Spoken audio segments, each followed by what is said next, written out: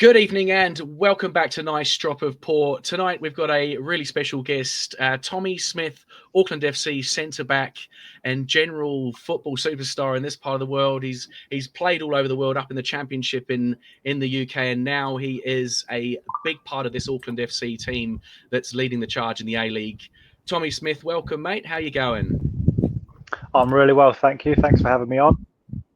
Yeah, no, it's really cool to have you on. Well, Matt's with us tonight, and Robbie. These are our local resident pundits on the show. We do a lot of talking about the football, Tommy, but you do a lot of playing it. So we're going to be really interested to hear your perspective tonight.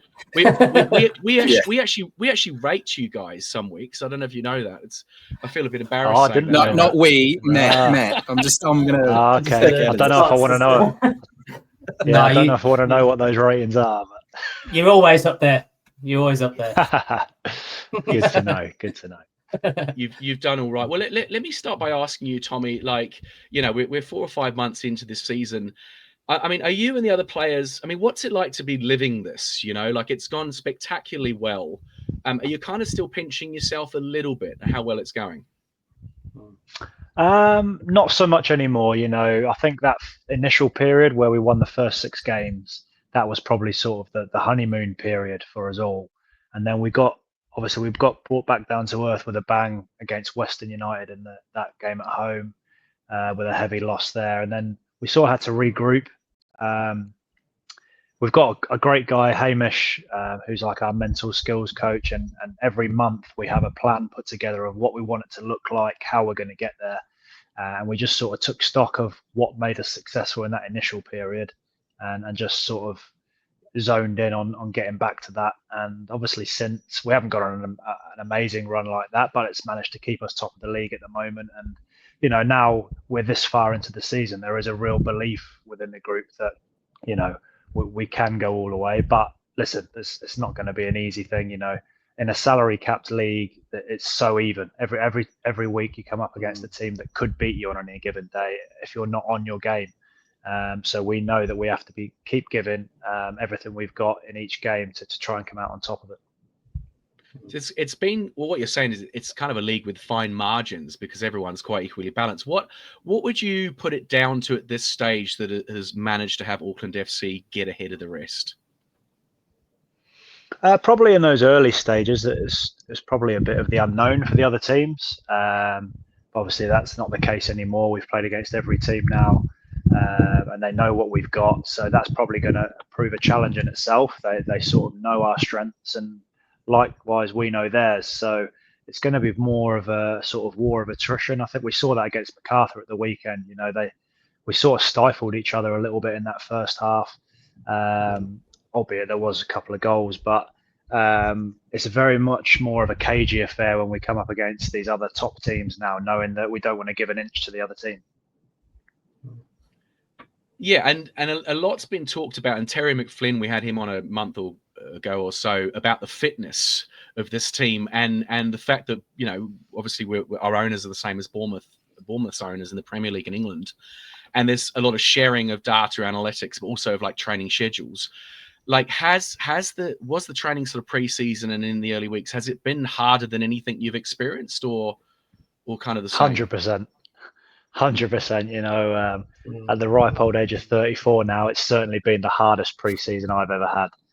But equally, I'm the fittest I feel like I've ever been, and that's testament to, you know, the staff that Auckland FC got in place first and foremost, but the staff that they have brought in are real top class, and they're so mindful, and they leave no stone unturned, and they put us through our paces. Don't get me wrong, like I said, it's by far the hardest I've ever had a pre-season, and the longest as well. You know, it's a 3-month pre-season, so yeah, it's a long one to get through. But the proof is in the pudding. You know, the number of late goals that we're scoring is testament to the work that we are doing and how fit we are as a group. Do you and the other players feel that as you go into those last 10, 15 minutes that you believe that you've still got the fitness in the locker and the know-how to get those late goals? Because we've seen it so many times from you guys this year. Yeah, absolutely. And I think it almost becomes a habit as well. And then teams become fearful of the fact that they know we score late goals. That probably plays a part as well in their psychology. So, yeah, it's brilliant for us. We know and we do feel strong going into those last 10 minutes. We know that we finished every game the stronger, probably bar MacArthur away in the Unite round where we were under the cosh a little bit. I think most of the other games we finished as the stronger team. And yeah, it's been great. Hopefully, it can continue for the rest of the season as well. Yeah. I'm interested in Tommy in your sort of story arc with Auckland FC. You know, you obviously really experienced. You come here and you're on the bench for the first fair few games, right? And what was that like for you as a senior pro? I mean, I've got a ticket down in the port, and we used to see you warming up, you know, with the subs. What was that like for you? How did you handle that?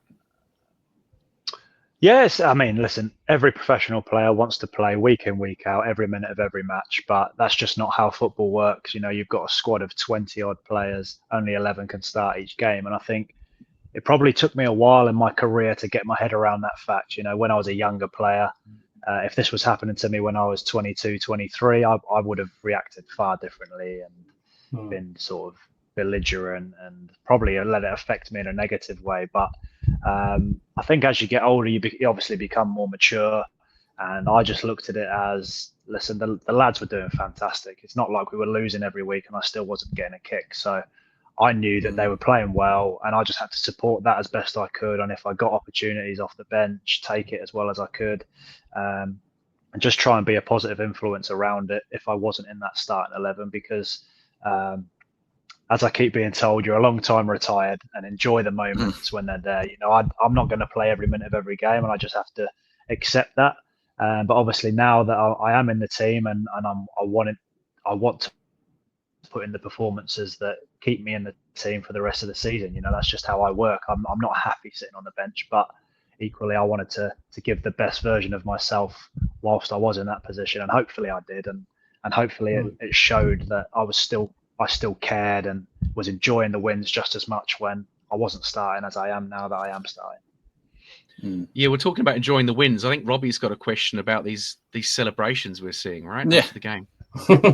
Well, I find it really interesting that you're the one that seems to be leading all the celebrations every time. Like, how did you appoint yourself the vibes manager? Because you seem to be the first one over there. You're the one that's holding the phone, doing the team selfie. How did that happen? Well, that sort of got the selfie one sort of got thrust upon me, and then it's sort of, because it happened the first couple of times, our social media guy just wants to keep it consistent. But no, when I used to play for Ipswich, our captain at the time, Luke Chambers, he always did, if we won a game, he always did like a fist bump to the crowd, like got them going and did a fist bump. And I just thought, you know, I spoke to my family, my dad and my brother, and they said, why don't you try and bring the fist bump to Auckland FC? So that's what I've tried to do, and hopefully everyone enjoys it. And I tried to get all of the lads involved in it as well, not just me on my own. So because listen, we are all in a group together, and we appreciate what you guys bring for us massively, and hopefully it's just a small token of our appreciation that we come over and celebrate with you guys, win, lose or draw. Awesome. It's certainly appreciated and noticed by everyone, mate. It's fantastic to see. You're obviously one of the senior leaders in the team. Does leadership come easy to you, Tommy? Like, or is it something you've sort of had to learn, like, at this stage? I don't think you can call yourself a leader. I think that is sort of become you by your teammates and the staff. You know, if you call yourself a leader, you're probably not a leader in my eyes. So it sort of comes with the experience that I've got. You know, I've played over 500 games in my career. So on pitch, know-how, off the pitch, I've seen most things that can happen. So in terms of young players, I can help them react to certain situations, or let them know if they're reacting in the right way, or what may be perceived by the coach if they're doing certain things. So I'm trying to help people all the time and and that's probably why I've been put in these sort of leadership roles, because I do it with the All Whites as well, where I'm just trying to help people become better players, because ultimately we become a better team. If we've got better players, we become a better team. And sometimes that's sort of not worked in my favour, whereas players have played in my position that I've helped sort of bring up through the ranks. But listen, I take great pride in seeing them do well and seeing their careers progress as well. Awesome. Yeah, I was just, that kind of leads a bit of a segue onto my question. I don't want to write you off yet, Tommy. I think you've got plenty of time left, or plenty of years left. But you're kind of in the position. My football team has a guy who's in his mid-30s, and he's signed a contract for another year. But I think they just wanted him around the club as a kind of a consummate professional, kind of he's a bit of a leader, and how to kind of pass that on to the other players that are coming through, because there's been quite a turnover at the team that I support. But yeah, how do you see yourself kind of like moving forward? Is there something like kind of the coaching role or something with Auckland, or is it? To be honest, I don't think that far ahead yet. I want to play as long as the body and mind is able to do so. I want to play for as long as possible. Away from football, I am doing some studying. I'm doing like a financial advisory course. Okay. Just something completely separate that could take my focus away from football for those brief moments where I actually sit down and make myself study. It doesn't happen very often. Yeah. And the other one was just the how you dealt with the Perth game. Just with the distance and the travelling. I just felt watching that game, it was a bit of a funny old game, and the kind of the Auckland FC blueprint was a bit, I don't know, was it the distance or that just seemed to be, did that affect the guys much, or was it just one of those games where you just you hold your hands up and say that it's just what it is, and try and take some the preparation was good. We went on the Wednesday, so we went with plenty of days to get over the travel and get over the sort of jet lag, because you get jet lag with the time difference that there is there.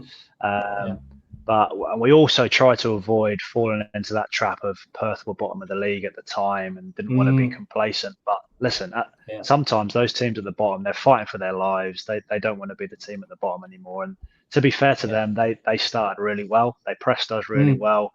And it sort of caught us off guard a little bit. And obviously they got their goal, which gives them something to hold on to. And I think after that, you've seen the chances that we had. We could have won 3 games. Do you know what I mean? So I don't think it was obviously the result wasn't great, but it wasn't like we got done 4 or 5 and got played off the park. On another day we would have won that game.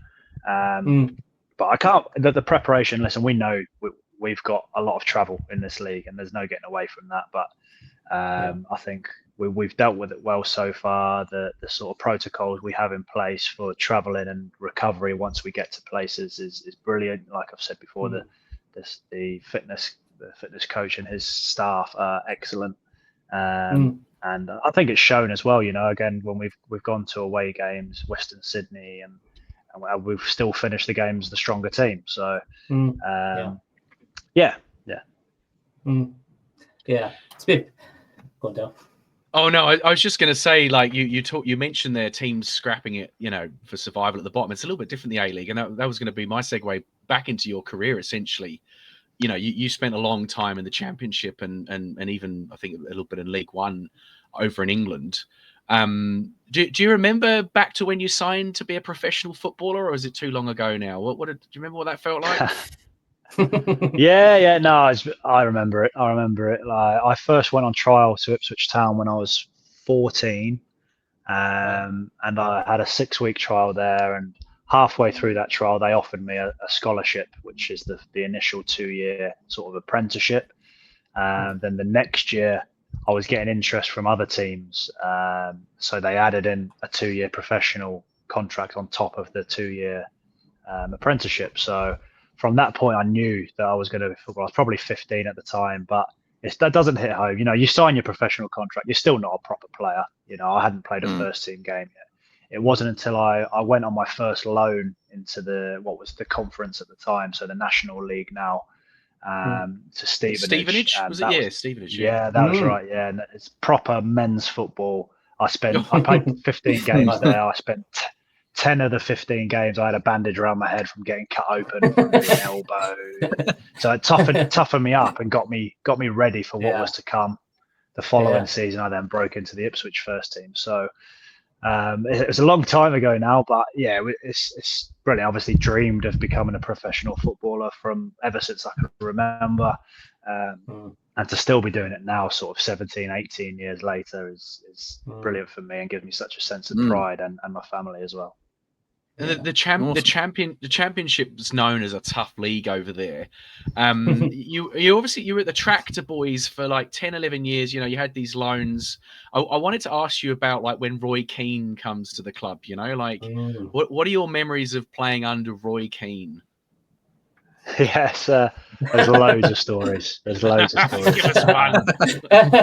Well, the initial meeting. So he comes in. We obviously see the announcement. Roy Keane's going to be our next manager. So we're like, most of the lads are buzzing. Like, obviously a legend of the game, done well at Sunderland. He'd got them promoted. Yeah. So he comes in, sits us all down, and the first thing he says is, like managers nowadays, my door's always open. If you ever want to chat, come and see me. The first thing Roy Keane says, the decisions I make are final. Do not come and speak to me. My door is closed, effectively. That was the first thing he said. And it was just it was a little bit walking on eggshells with him. If you were seen to be having a good time, I think he saw that as you weren't taking it seriously and weren't being professional enough. So there's times like we were doing a 5v2, so a rondo 5v2 in a square. And one of the lads, he was a young lad at the time, I think he might have been 16, 17 even. He did like a Rabona in this 5v2. Was supposed to be starting the game, dropped him based off the fact that he did a Rabona in a 5v2 warm up.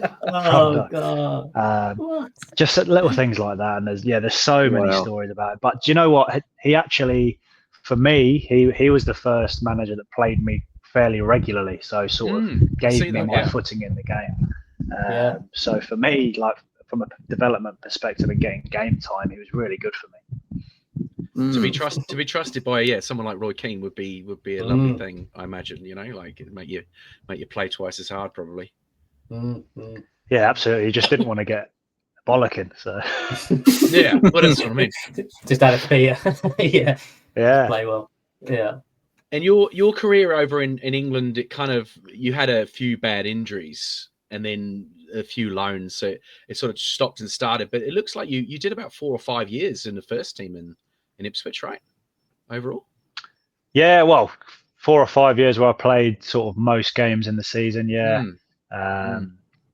Yeah, so I had a quite a bad injury when I was 18. I did a fracture dislocation of my ankle, which kept me out for almost 7 months.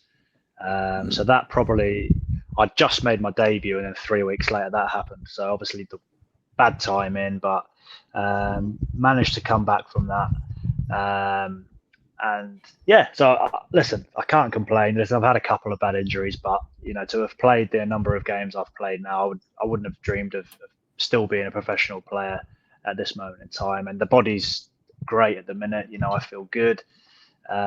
Likewise, like I just said earlier, it's probably testament to the sports scientists I've had over the years that have helped keep me fit and in check and looking after my body the right way. And listen, all that's come on leaps and bounds as well since I started as a professional. The nutrition, everything around the game is just so much more professional than it was 17, 18 years ago. Yeah, interesting. Absolutely. And you and then you move on. You spend some time over in the league in America, the MLS. What was that like? Colorado? Yeah, it was Colorado. So Anthony Hudson, who was obviously All Whites head coach, he got the job at Colorado, gave me a call. And I just recovered from my back surgery at Ipswich, but I'd lost my place to Adam Webster, who's now at Brighton. So obviously very good player. Mick McCarthy pulled me in and he said, look, you've had this injury you've come back from. MLS has less games. It's a chance for you to sort of career longevity almost, to go over there, start playing regularly again without the exertion of Saturday, Tuesday. So took stock of it and just thought this was before me and my wife had kids, so it was just the two of us. We thought we'd go and check it out, so have a life experience, and it was brilliant. Completely different to England in terms of obviously no relegation. You're playing in a summer season, so everything was different, and your away games have gone from Blackpool away to LA, New York, Vancouver. It was a bit of a difference. Amazing experience. Yeah. I'm glad you never said Birmingham. Now, was Beckham finished by then? He would have been finished by then, eh? I'm not that David old. Beckham. No, jeez, Dale, come on. I'm even older, so time is less. It's just all like It's all over there, yeah. No, he was long gone by then. No, when I was there, I was playing against David Villa, Wayne Rooney, Zlatan Ibrahimovic, so like legends of the game that had gone over there. So some real good tests for me, and it was brilliant. The whole experience was great. Yeah, great. And then I see we're going to go through your career, and then I see you go back to Sunderland, and during the pandemic, is it? But you're not there very long. You don't play, or injury or something. Well, no. So I came off the back of Colorado and didn't have a club back in England, and it was actually the personal reasons why we didn't stay in Colorado was that we was trying for kids and we had to go through IVF, so we wanted to do that back in England, surrounded by sort of my wife's family and all our friend network. So I was looking for a club, ended up signing for Sunderland. Obviously wasn't match fit because I hadn't played since I think early November, and I wasn't able to sign somewhere until January and all that. So signed for Sunderland. They wanted to get me up to speed fitness wise. I was on the bench a couple of times, played reserve games, and then COVID hit. So I only signed to the end of the season, and then unfortunately I literally packed up. Well, they sent us home on the Friday saying have the weekend off, like this COVID had just kicked off, and we'll come back in on Monday. Never went back. So I had like an apartment up there, had to just get it all shipped back by a staff member up there. So unfortunately that never worked out, but it's a fantastic club with fantastic facilities. They're doing really well again. Huge fan base, and I mean we've seen the doco Sunderland till I die, and that would have been an experience if that had kicked on. But so that doesn't kick on, and then you basically you're at Colchester for a couple of years down in the lower leagues. Colchester. Yeah, again that's because so that was again my wife had got pregnant, the IVF had worked, and COVID was still in full force, and I had opportunities to go overseas again, but we just felt for personal and family reasons to stay close to family and friends was really important when having our first child. So Colchester was on my doorstep. I lived in Ipswich at the time, and it was a 20-minute drive down the road. So it just made sense in that regard. But from a football perspective, probably the wrong decision from a career perspective. But, I spent 2 or 3 years there playing regularly, and I would have liked to have been playing at a higher level, but just for personal reasons, we chose that one. Yeah, I was just thinking, sure. But Birmingham City should have been giving you a call. Matt Sports Birmingham City. Yeah, never a guess. It does. We'd have definitely, 2020, blimey. Yeah, we were shipping goals in left, right, and bloody centre. Taking anyone, eh? We'd have definitely had you down there. Yeah. I think we played against Birmingham in the cup, and I think we lost 1-0. So. That's probably the only highlight of the season. That was rare win. That would have been a rare win that year, probably. So It's interesting though. I don't know if a lot of football fans ever think, geez, these footballers, they're actually people as well. They've got their own lives and stuff going on. We're just sort of watching the football, but it's kind of interesting. And did that kind of your lives dictate to moving back to this part of the world, Tommy? I mean, obviously you went over to Macarthur and did half a season there, but then you've ended up back in New Zealand. Does that sort of come into it?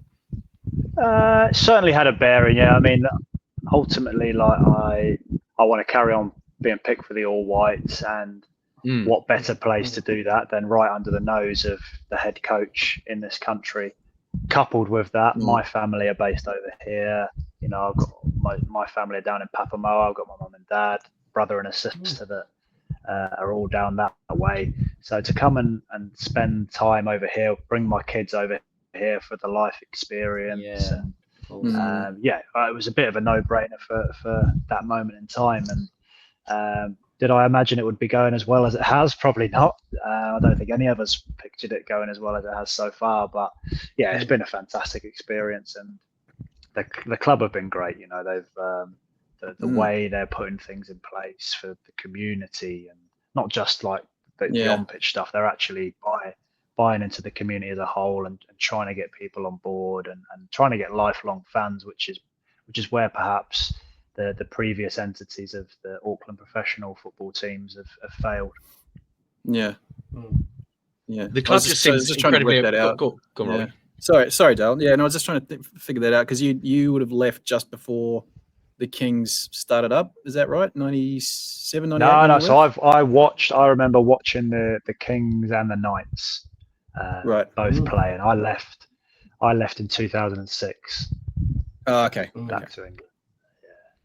Yeah, because that's one thing that's like, and I've tried to explain to these two as fellow Brits. Like growing up in Auckland, we didn't have that kind of that football culture that you would, having spent the bulk of your time over in the UK, you know what that's like. But then growing up in New Zealand, that sporting landscape is so different. So I don't know how easy or hard this would be for you to reflect on, but from then to now, to what the Port's doing, what the club's doing in terms of changing that experience and just sort of embracing that football culture, for want of a better term. How have you seen that change? Or what do you think? What's your take on that? I think it's been coming for a long time. Football as a sport in New Zealand has grown and grown in that time. So it was probably now the right time for it to happen again in Auckland.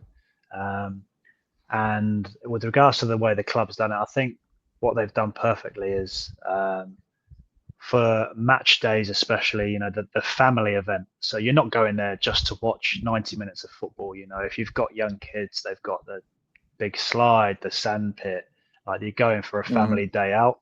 And I think that's encapsulated a lot of people that probably wouldn't have gone if that wasn't there. And it adds to the whole atmosphere. Definitely. And to have the Port, such a passionate fan base for such a young club I've never seen that. It's fantastic, and hopefully you can see how much it means to us on the pitch that you guys are there. I know it's a cliche, but you are our 12th man, and we hear the chants, and it does help us massively on the pitch. Yeah, there's been a real connection that I guess the club could only have dreamed of at the beginning. It could have been a real damp squib, this team, but it's just incredible. It feels like a real football crowd when you're in the Port, And I mean, what does it feel like from the players on the pitch? Like you. Yeah, no, it's like I said, it's fantastic. We hear the chants, and my brother's in there every week with his sons and my nephew, and they love it. They've bought into it massively. They start at Tyler Street, get the train over, and they love it. And it's fantastic. Like I said, I think it's what Auckland needed from a football perspective. The club have gone about things the right way. Obviously helped by the fact that on the pitch we're doing well. Because equally it could have, if we'd have lost the first 6 games, a lot of these people that have been coming to the games probably wouldn't be coming anymore. But they've seen a successful team. They want to keep coming back and watching it, and hopefully, like I say, it continues.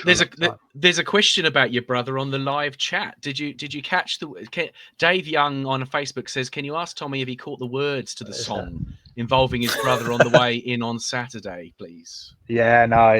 So I was driving in. What are they, Tommy? It's a family show. It's all good. It's all good. So I was driving in, and I see my nephew with Smith 5 shirt on, so I pulled over to say hello, and they start singing, because my brother basically he drives the minibus up from Papamoa, so brings a group of them up from there, and they start chanting to me. this fella leans through the window and goes, "It's just a bus driver's brother."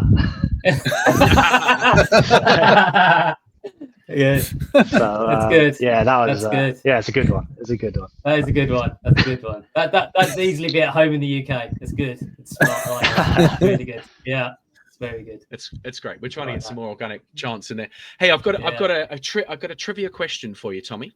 Right, brace yourself. Okay. Yeah. What does the third president of the United States have in common with footballer Tommy Smith? Come on. I know this. Does anyone else know? There you go. Ask them. Yeah. We got it. Who else knows? Go on, Tommy. You tell us the answer. Thomas Jefferson. You're both named Thomas Jefferson at birth, right? Yeah. There we go. What is there a story behind that, or?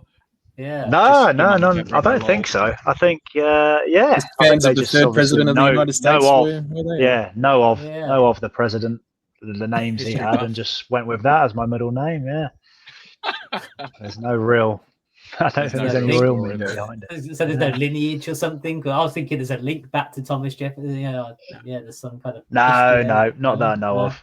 No. Solid left foot, maybe. I don't know.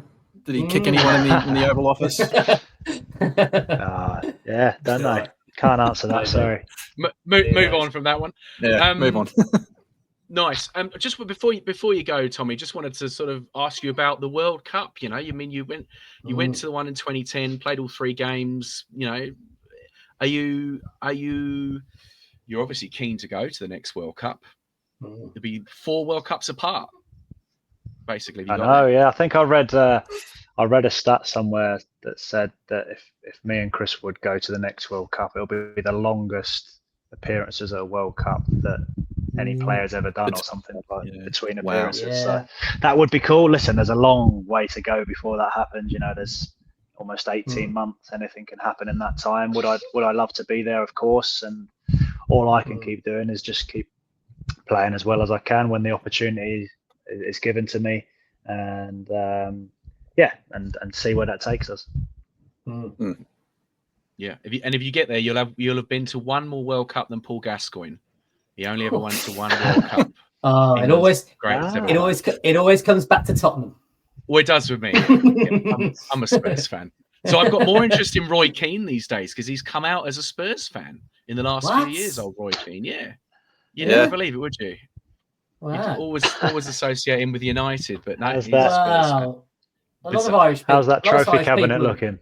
It's looking pretty empty. My brother is also a Spurs fan. Reckons we'll lose 10-0 to Liverpool tomorrow. Like, he reckons we'll go out there and get absolutely spanked. So we'll see. We'll see. Always nice to go in with a positive mindset. Yeah. I'm only slightly more positive, eh? All right, Tommy. Well, thank you very much for coming on, mate. We're going to let you go. Just wanted to wish you and the team, obviously, all the best for the rest of the season. If we don't speak to you before, and you're doing some great stuff. Any other comments, lads, before Tommy pops off?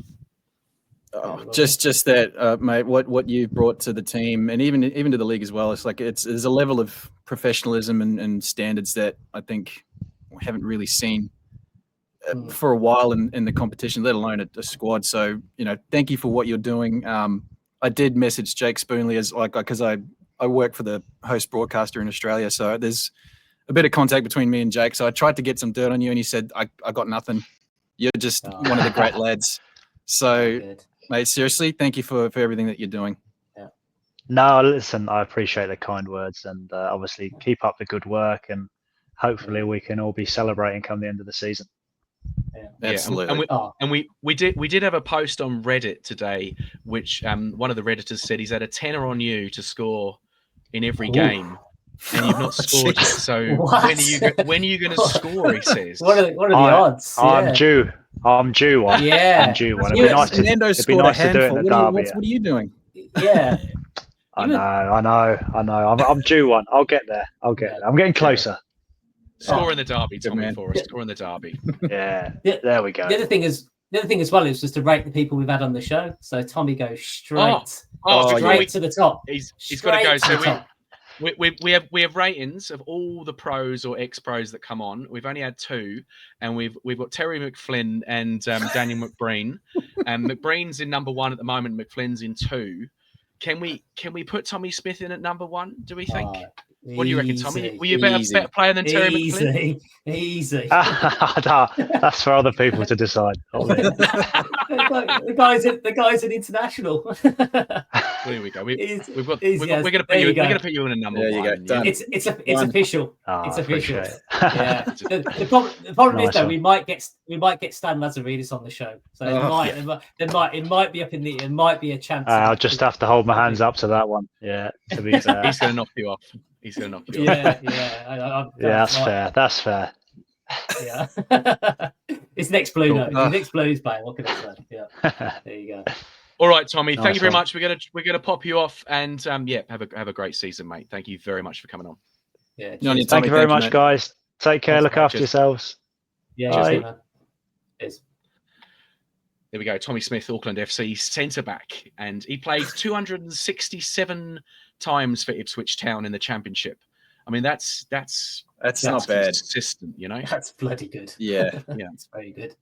More than 50 caps for the All Whites. Hoping to go to the next World Cup. 16 years on from the last time him and Chris. Can't help but think it would have been awesome to see him in the Prem at some point. Like he was probably one of the most accomplished defenders in the lower leagues to never have played and never even have tasted it. So it's a shame. They didn't quite have the teams Ipswich Yeah. around the time he was there to get up. It's circumstances. Yeah, he could have kicked on. Mentioning Chris Wood again. I mean, we do mention him a lot, but he's just playing out of his skin in a different stratosphere this year. I mean, 17 goals. He's going to probably get the Golden Boot in the Premier League. He's now 47th in the history of Premier League scorers. He's 47th. Wow. All time, which is not to be sniffed at. I saw something pop up where he's the people that have scored the most Premier League goals for each team that's in the Premier League, and I think he's in there twice. He's in there for Nottingham Forest, and he's in there for Burnley. Yeah, I think it was Burnley. Yeah. Which is just ridiculous. Yeah, it's insane.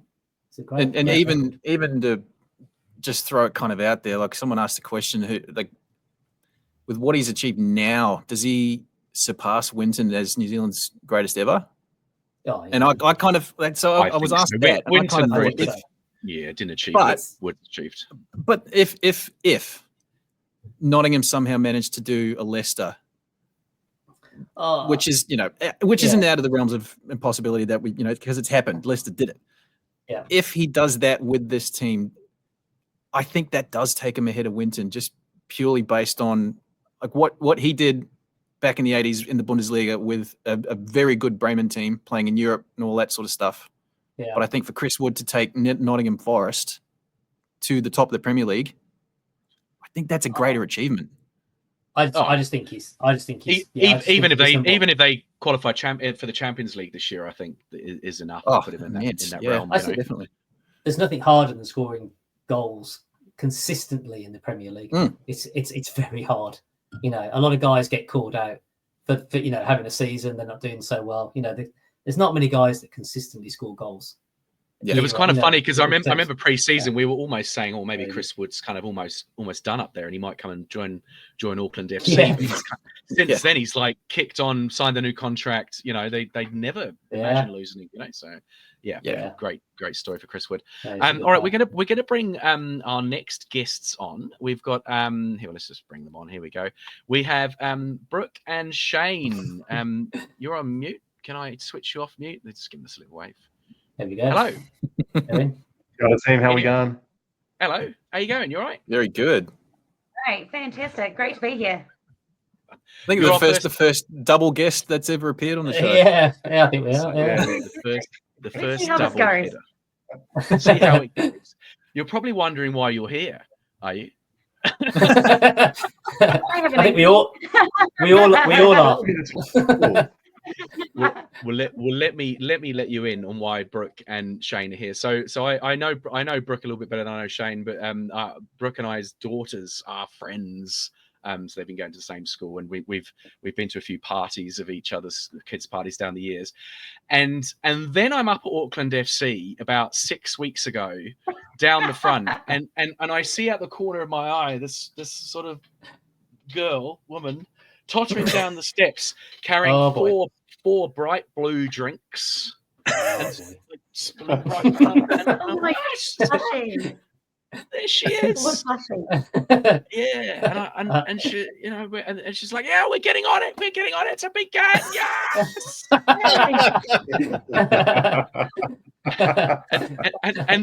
and then again last week, you were up behind us in the port, and you and Shane and your mates were just absolutely screaming and shouting and just loving it. So like, tell us, like, how have you become involved with this football club and going to the games? Oh, absolutely. Well, actually, it's been a new one for me coming into learning about football and just coming on with this AFC craze. And for me, it's really great that we've got a team that we can go behind and support as Aucklanders. I mean, it's great that we can be proud and, just celebrate our identity as Auckland. I mean, the people that come to the games are all diverse. People that live in Auckland come from all different walks of life. I mean, we sometimes you're we come along. You're Westies like me. Yeah, we're very diverse. We've got a 10-year-old and a 5-year-old. Sometimes we bring the family along, and then they can go and play in the on the slide and in the beach, and that's been fantastic. And other times we've come along with a bunch of mates and getting really into the chants. It's really cute. It's at the point where our 5-year-old every so often starts going na na na na na na na and starts to chant in the car. He was doing it earlier tonight when I was putting on the bed, actually. Awesome. Doing that one, Auckland FC. Get stuck in your head, right? La la la la la. Yeah, how good. Yeah, look, and I've followed football a bit. Like my family are West Ham United fans. But sorry about that. Cheers. Yeah, thanks for that. Yeah. I haven't really followed the A-League much until this year, but like when you've got a team in it, then all of a sudden you just get in the game. Oh, it changes, eh? Yeah. Yeah. So we're pumped, man. It's such a cool feeling. Yeah, it's awesome. Also for me, at this stage when it's new and fresh and early, and one of my first games when I was a kid was going to the first season of the Warriors, and we're great Warriors fans, and it's in the same stadium. So to bring the family along and be there at the same stage with them, with the scarves and with the hats, it's great for us. That's cool. Yeah. And you chose to sit in the port. Why did you choose to sit, or not sit in there, stand in the port? And how is that? I mean, like a few of us have been in the port. How have you found that experience? Like, it's very unlike anything else in New Zealand before, right? Oh, it's amazing. Football crowds, you cannot be it anywhere else. It's just the greatest fan experience, and you pick up the sort of the chants and the songs pretty easily. And you just got to go handy, eh? Like when you just got to get in there and really support the team as much as possible. And it's just, I mean, football's just a fantastic spectator sport. So yeah, we picked it up pretty quickly. And actually, we usually sit in 21, so we try and lead those guys because 22's got it all going on, and we've got to try and get that whole stand going, I reckon. So that's kind of our sort of secret mission. Yeah, it is a good mission you're on, because I'm keen for that mission as well, because it is unusual, right? You've got the standing, and then you've got the two either side who aren't quite sure, and it's kind of like it spreads a little bit, and then it's kind of like, how do we get these people standing up in 21 and 23? Like, what's your plan? Oh, well, just looking at the Facebook post, there was actually some rules that were put out, some rules and guidelines for 21 and 20. For that stand that you have to be standing. Please join in the chanting. Really get enthused, and so that I thought was really great to see on the fan page. The other thing is we're cricket people as well. So, I've been leading chant all my life in the terraces, man. So, this is nothing new to me. So, yeah, pretty good stuff. And let's talk a little bit about the last game, because we normally go through the last game or two that we've since we last had a show, and we haven't had a show for a couple of weeks. So we've actually got 2 games to discuss. So maybe you guys can stay on with us while we discuss that last game against MacArthur. What did you guys make of the game? Like, are you Auckland FC fans now that believe we're going to win all these games, and we're going to get those last minute winners and those late goals? Yeah, it was good to get an early goal. That sort of gets the nerves sorted, but they hit back pretty quickly. Yeah, look, I think we're sitting so pretty, and it's just the fitness, that's really showing, and we're seeing that in kind of the recent media around the team as well, about just how well they're training the house down. Obviously a bit of creativity up front is sort of getting these goals, but yeah, I'm really hoping that we start to translate some of our late game form through the rest of the game. That's sort of easy for us as fans as well. But yeah, it looks pretty good so far. We don't want to count our chickens, do we? But we're feeling pretty good. Yeah. Well, Robbie, what about MacArthur at home there? I mean, sort of was it the sort of game we were expected to win now? Well, yes and no, and I only hesitate because MacArthur's a very good side. Albeit that they have have sold off quite a few of their good young players. But MacArthur are a team that are quite canny, quite dangerous. And we saw that with their goal. Like Valeja, man, his movement off the ball he is one of the best in the league in that. And he basically set up their goal for Jake Holman to finish off, on that cross. But I think there's a lot that we can take confidence out of the fact that this team goes well beyond the 90 minutes. And I think Brooke, you mentioned Shane, you mentioned the late goals. Auckland lead the comp with goals after the 90th minute. I think they've got 5. I think the next highest is Western United 4, and there's a bunch on 2 and 1. So the fact that they're going the distance, they're going all the way to the end, the fitness, their professionalism and how they take on these games and how they play, they are the best in the league at it, and it shows in the fact that they are ranked number 1. So there's a lot of confidence we can take from that. The fact that they're doing that this early in the season, that's not something I think necessarily drops off as the season goes on. So you can certainly be very confident, I think. Yeah, these late goals are really kind of coming through for us. I mean, it started quite early on in the season. We got I think the second game we beat Sydney 1-0 with the late goal. And it's kind of gone from there, really. I mean, Matthew, want to talk about the late goals? Yeah, I mean, anything to add to that? I mean, what about the away game before the last one, Western Sydney Wanderers away? That one was, I just rewatched the highlights. It was the 95th minute. Yeah, I'm just trying to. They all seem to kind of, You remember that one? The way Auckland play and the way they blueprint everything kind of almost seems to merge into one. The thing that I just wanted to highlight was there was a guy running around for MacArthur with a number 98 on the back of his shirt. I mean, if the game hasn't gone already, it's gone big time with a guy running around with a 98 on his 98. Back.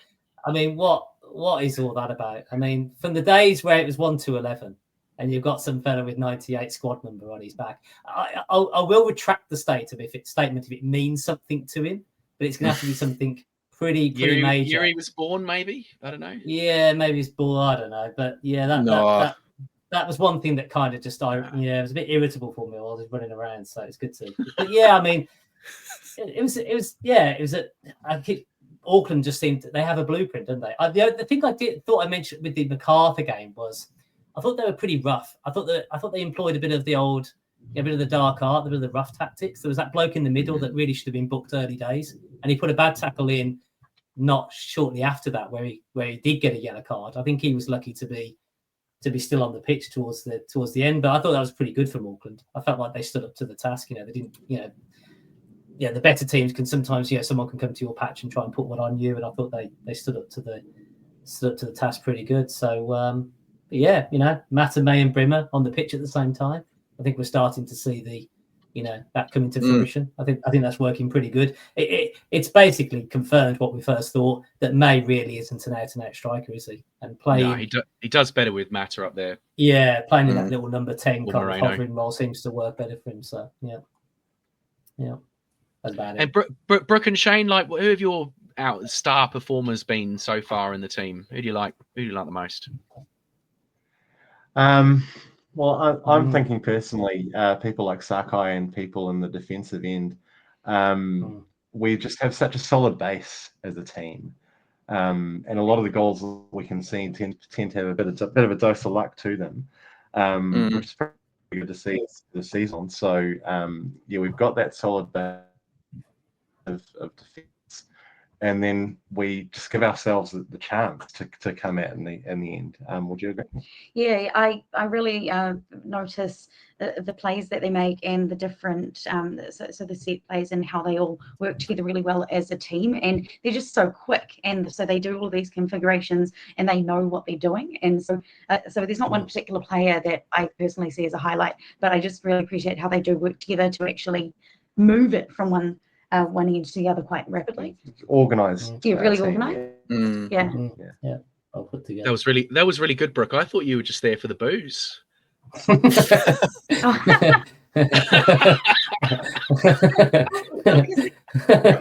don't need to comment. You don't need to comment. Yes, you've seen through me. You've got play hockey, and everyone go out for a corner. Yeah. Like the kids play hockey though, and you see that kind of strategy in the hockey games. But when you're watching, say, Union, it's very organised, very quiet, not a lot of crowd response, and that they're very, very bland at this point. But then you go to the league, and you see the league. It's got roughness, but a bit more of that set play too. So it's kind of a merger between that hockey experience that I have and league, and that's why I think it's quite cool to actually watch. That's lovely. Just a shout out to Danny Milner on the chat, who says he loves the show even though he's a Phoenix fan. That's exciting to have the Phoenix fans watching us, eh? And we're playing these guys. We're playing these guys again in a couple of weeks. Another derby, last derby of the season. Brooke and Shane, are you locked in for the derby? Of course. Yes. Yeah. No doubt. Of course. See you there. You probably hear us. Not trying to be good behaviour this time. And so before you guys go, like, what's the top of your aspirations for this team? We're all kind of new to the A-League and how it's all going to work, but do you see us going a long way and getting to the semis and the grand final at the end? Well, they've set themselves up for that to sort of dream that. We want a solid season. We're looking at playoffs at least, right? But we don't want to load the team with the expectation, especially when they're finding their feet. We're just sort of happy to be along for the ride and really hoping for the best. But they're certainly a quality side that can get that far. So I don't know if that answers the question. We hope for the best. Yeah, and for me, what I really aspire to in terms of the way that they're operating is how they are these really great role models for our kids, and the team itself and the club has got a lot of youth development. They're reaching out to our schools, creating clubs and creating the future pathways to be able to grow the sport in New Zealand. So I think that's pretty awesome. And so big up to the club and to the players for enabling that to happen. Yeah, we shouldn't lose sight of that. Yeah. The results off the pitch have been so important to the game in the country and in the city. Well said, absolutely. And Aucklanders have this reputation for being a bit fickle around sport, and I think the football's giving us a chance to prove it wrong and stay in there through thick and thin. So and you guys are part of that, and you are fellow Westies. So always happy to have you on the show. Thanks for having us on. You. Appreciate it. See you at the next game. Next time. We will see you at the next game. Yeah, thank you very much for coming. We'll pop you off. Cheers. That's Brooke and Shane. Thank you. All right. Yeah, no, I had to get those two guys on. I've seen them at the games. And, Brooke was sitting right behind me, very screamy, I was with the blue drinks. Get her on the potty. Get her on the potty. Yeah. Get her on the potty.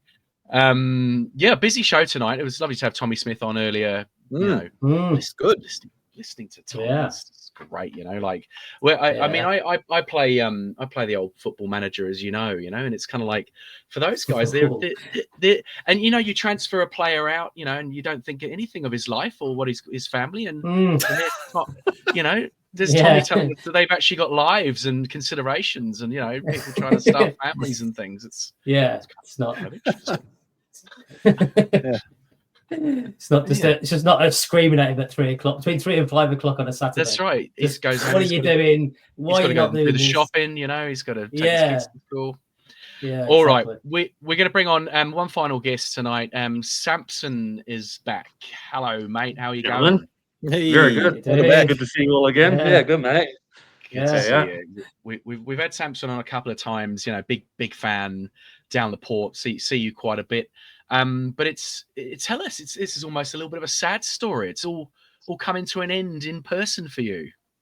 Yeah, mate. I got a one-way ticket overseas going on Wednesday. So sadly, next home game's the Derby. I won't be there, but probably a few happy people around won't be as messy in the port. But I've just a little bit disappointed to go. To be honest, this has been such an incredible few months. You've sort of like a lot of others. Well, tell us a bit about what your life's been like the last few months. Have you felt like you've sort of built your life around this team a little bit? Yeah, no, absolutely. So my wife is actually she's overseas, so I'm going to see her a little bit, which in a week, which has given me a little bit of free reign, which has been probably a good thing for me. You've been a free man here, basically, haven't you? Yeah. Safe space. Yeah, that's right. Yeah, always welcome here. You've made your own choices for the last few months. No, so it's been good though. You know, a lot of the guys in that I'm not really going to get to see. You know, I've grown up with them and things like that, and it's just a little bit like a way for us to kind of get out and experience it. And we've grown up playing football. You know, when I was younger and fitter and healthier, I used to play a lot with these guys, and it's really cool that we've had this opportunity to actually go along and have an active kind of support group. And this has been really, really something extraordinary that I didn't really expect it to be like this. It's just been incredible. Yeah, that's cool. What would you say the sort of standout memories have been of your short period supporting the Auckland FC in person? So Derby at Mount Smart, Phoenix game. I mean, there was a group, me and my mates included, shirts off towards the yellow fever. That was definitely a good laugh. The march last week going around the whole stadium, when you got kind of under that east stand and under the stand there, the echoing of the chanting through that tunnel was just insane. And that's something I'll remember for a while as well. That was really cool. And it was quite neat seeing, you know, there were a few MacArthur fans under there, and it was quite cool. They had their phones out recording us as well. And and it was all good banter as well. There's no like intimidation or anything like that, which is always good, not like Green Street hooligans or anything like that. So it's just been a lot of, there's just so many every game, like even, you know, Newcastle standing 90 minutes in the absolutely pouring rain, and still had 13,000 people there that game. Yeah, it's great. Yeah, I think that's our lowest attendance.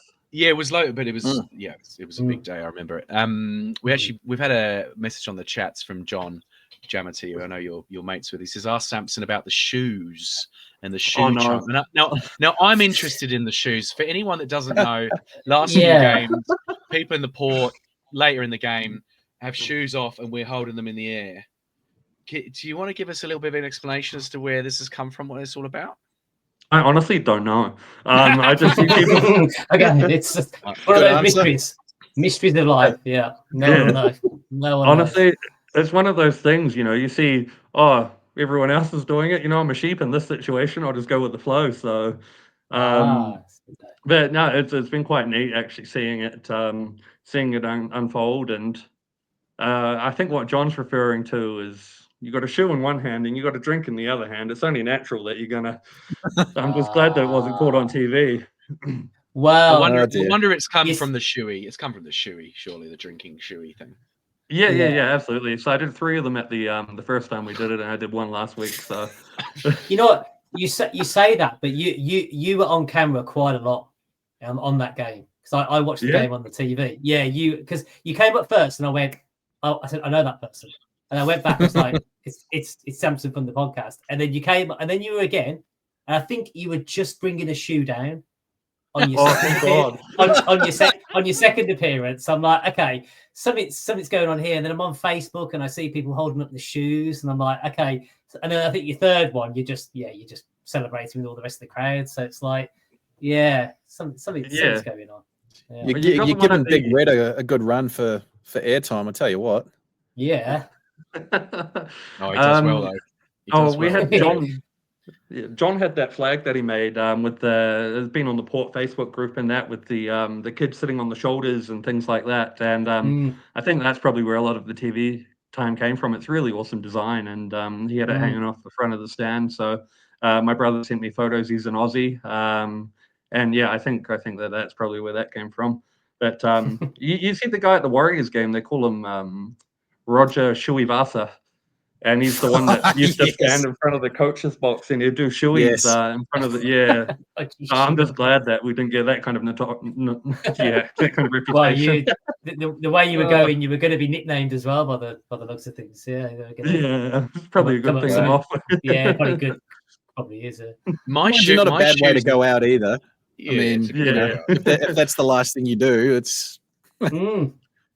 Oh, I don't know. I'm in a similar industry to you, Robbie. There we go. So you're heading over to Thailand to sort of live up there for a while, or you live up there permanently? Was this kind of a hiatus? No, so we've just built a house up there. Baby's coming in 2 months. Oh, that's very awesome. Yeah. Congrats, mate. Congrats. Yeah, cheers, mate. I was really excited. So I've been trying to find an Auckland FC onesie, but there's none. Not yet. So if anyone's watching this, gap in the market. Yeah, absolutely.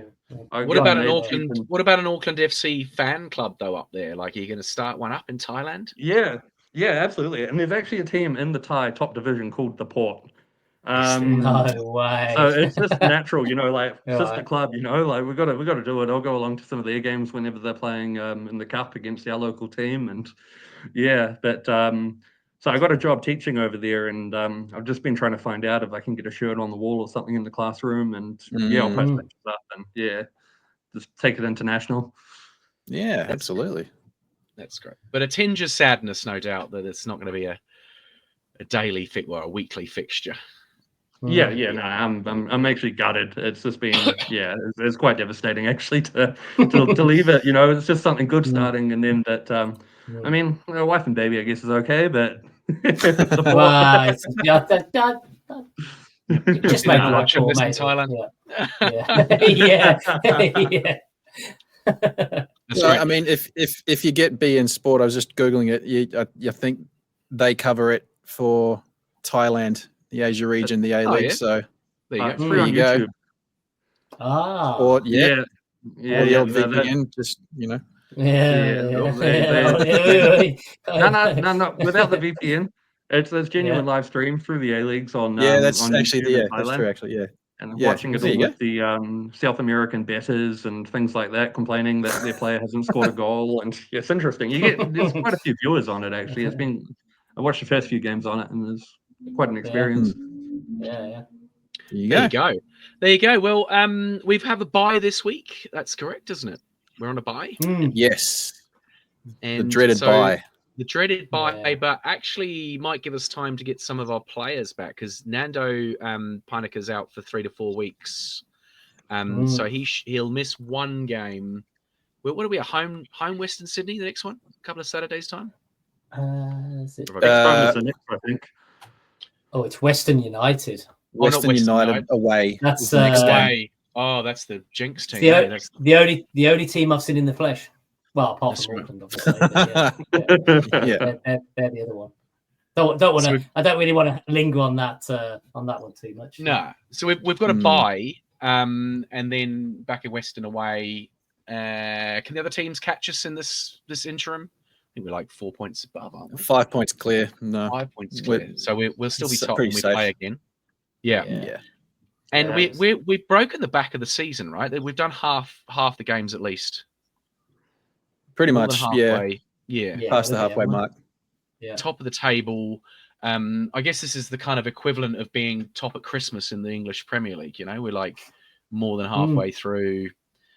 Kind of, you'd fancy yourself if you're top halfway through, right? To what do we think? I mean, we say this every week, but do we think that we're going to keep this form going? Samson, you go first. What do you reckon? Yeah, you go first. Yeah, I think so, because I mean we're losing. I mean Nando's a big loss for us, but I mean Hall will be back soon. Having Tommy Smith as well. I mean he's proved beyond a doubt that he's the man for the job. So I think that we've got squad depth. There's some really good young talents coming through as well, and even ones not making the squad. I'm a big fan of Finn McKinley. I know he didn't start. He started the one game and it was a bit of a tough one for him, but hopefully see him back soon. And then some of the other ones like Randall and even Gillian. Hopefully we'll see him back on the starting squad soon. But there's just a really deep team, so I think we can go all the way. Toomey always gets mentioned as well. Is it Luke Toomey? Lewis Toomey. Lewis Toomey. Yeah, people. What's going to happen with him going forward? But we don't get many answers. But maybe he'll be one. That might be one for the others. Yeah.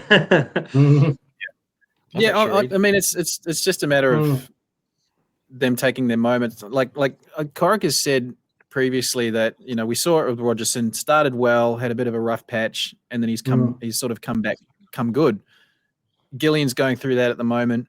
Toomey's sort of floated there or thereabouts. If he gets his chance, he could get an extended run, but then he might also find a dip in form. And it's just kind of trying to time all that right, and you've got Marley Francois as well, who's just come in, who looks very handy.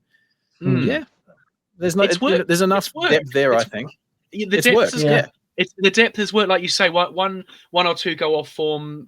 Brimmer comes in and out of form. I mean, he can have a game where he wins the game for us, like the Derby away, and then he's sort of gone missing a little bit, and but he's. But I guess the difference with Brimmer in that, because he's a bit more of a veteran, the gap between his best game and his worst game isn't as pronounced. Like you see when Rogerson's had a bad game, or Moreno or Gillian, whereas Brimmer, he might be a 9 one week and then a 6 to 7 the next week. That's not bad. But you see sometimes the difference between other players, they'll be a 9, but then they'll play like a 3, something like that, to go on Matt's rating system. There's a level of consistency, and because most of those wingers are quite young anyway, they're going to take some time to to find their feet professionally. So I like, in terms of depth, I think the only thing I still would like another centre back, just to give it a bit more solidity. It's still going to take time for Dan Hall, and then when Pinecker comes back, it'll take another week or two for them to get it fully up to speed. So I just feel like if there's an extra centre back floating around, I personally would feel a little more comfortable with things. But so far, it's worked out pretty well. Would that have to be someone that's currently playing in the New Zealand League?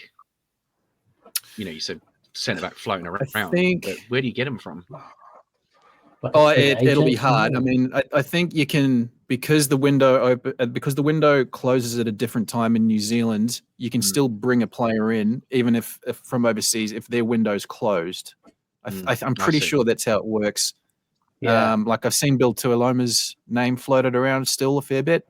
I'm not sure when the US window closes, but I think he might be an option. Within New Zealand, you can certainly call up, as long as that window is open still. I think you can call anyone up from domestic. US window until April 23rd. Because or if they're a free agent, they can come in whenever. Do we think Sakai is going to come back into the middle with Tommy Smith for the next game? Because Pinecker and Hall will be out, right? I don't think overlook putting Elliott out on the right back, though, because he was just so outstanding out there. I've really rated him, and his deliveries as well.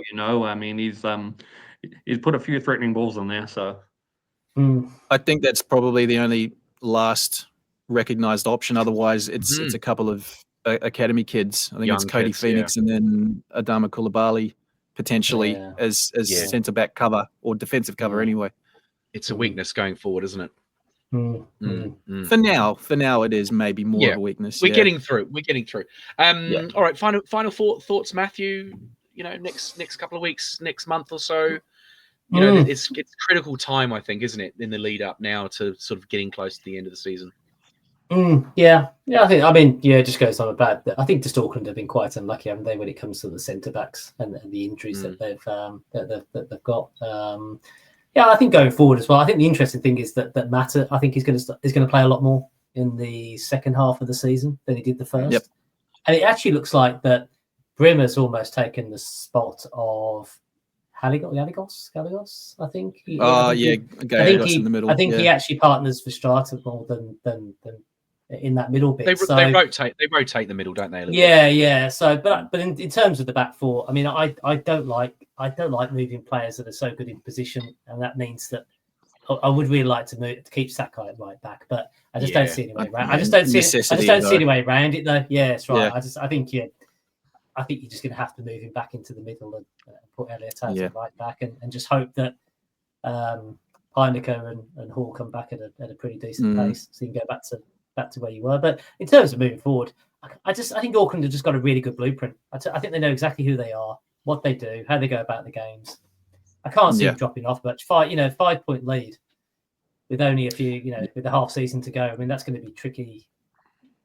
Probably, a few teams to catch them. So Yeah, and look, I think the bye has come at a good time for them. That game against Western, they'll be without Verstrata as well because he'll be suspended with his fifth yellow. But even beyond that, so following that Western game, they've got 3 more at home, and the away games to Newcastle. So every game there, so it's Wellington, Adelaide at home, Newcastle away, Central Coast at home. They're all very, very winnable games. So even if they do manage to get a result against Western, or come away with another loss, which is feasible because Western's a very good side, and particularly at home. That's not going to be it's not going to be the worst thing, I think. And looking at what's to come beyond that, I still think they're in pretty good shape if they can get, and especially if they can get bodies back. Yeah. They've got. I see no reason for it to drop off. They've got. It would take something very drastic for that to happen. Yeah, they've got Sydney FC and Melbourne Victory back to back away as well. I mean, that could almost. You'd go one further. It's the Wanderers, then Sydney, and then Victory. Yeah, so which are 3 probably the harder teams. That's going to make or break, isn't it? Towards the end, if they get the top spot, get the home leg or whatever. Yeah. I think in terms of premiership, that's probably the key little period there. Yeah. Yeah, I was interested to hear Tommy say, the first 6 weeks they're pinching themselves, but after that, it's sort of become business as usual now, and they must really believe that they're not a flash in the pan and that they're going to kick on. There really seems that belief from what Tommy was saying today, don't you reckon? Yeah, for sure. Yeah, in a good place, in a good spot. Yeah, they're in a good place. That seems like a good place for us to leave it tonight, guys. So once again, thanks for joining us, Samson. Good to see you, mate, and safe travels up there to the land of smiles. Cheers, mate. Yeah, I'll be following. Your impending family coming as well. So good luck with all that. Cheers for joining us, Robbie and Matt, and our earlier guests, Brooke and Shane, and of course Tommy Smith had our first player on the podcast. So a little bit of a momentous moment for us as well. A nice drop of port, I think. So I was pretty chuffed to get Tommy on. So thanks to the club. Awesome. Thanks to the club for letting that happen as well. That's great. Have a great week. No game this week. We'll get back on next week, and just before that Western game away, and get on with the poddy. Yeah. So thank you very much for listening. Give us a like, give us a subscribe, and that is us out. Nice drop of port. Up the ports. Up the port. Good going. Get on the lads. Get on it. Do it. Come on. Get on it.